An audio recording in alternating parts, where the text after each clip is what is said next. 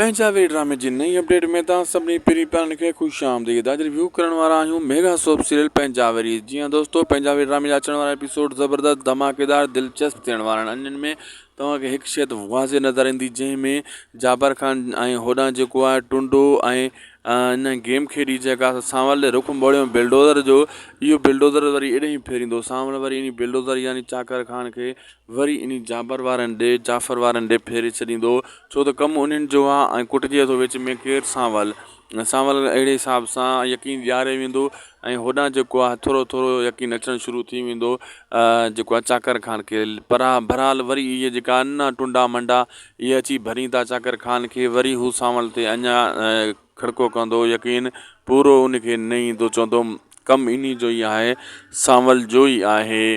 पोइ अचण वारा एपिसोड जेका आहिनि इन्हनि में तव्हां ॾिसंदो सांवल जे विच में ऐं होॾो जाबर वारनि जे विच में ऐं चाकर वारनि जे विच में इहो जोड़ो वधंदो ई वेंदो, वधंदो ई वेंदो, वधंदो ई वेंदो ऐं खुटंदो कोन, छो त ड्रामे जो कमु ई आहे त वेर ते ऐं घर जा वेरी सांवल खे फ़िलहालु सुखिया हथ न ईंदा ऐं जेकी इन जी मटेरी माउ आहे उहो इन सांवल खे भड़काईंदी रहंदी सांवल खे न चाकर खे भड़काईंदी रहंदी ऐं चाकर खे त मतिलबु वठि न ॾींदी। पोइ वञी चाकर खे बाद में ख़बर पवंदी त नांग त मुंहिंजे घर में वेठो आहे, जंहिं मुंहिंजे पीउ ऐं भाउ जो सिरु खयों।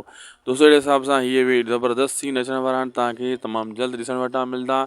ऐं वीडियो सुठो लॻो त महिरबानी करे उदासी टेक यूट्यूब चैनल खे ज़रूरु सब्सक्राइब, लाइक, शेयर करे छॾींदा, सुठो कमेंट बि कंदा।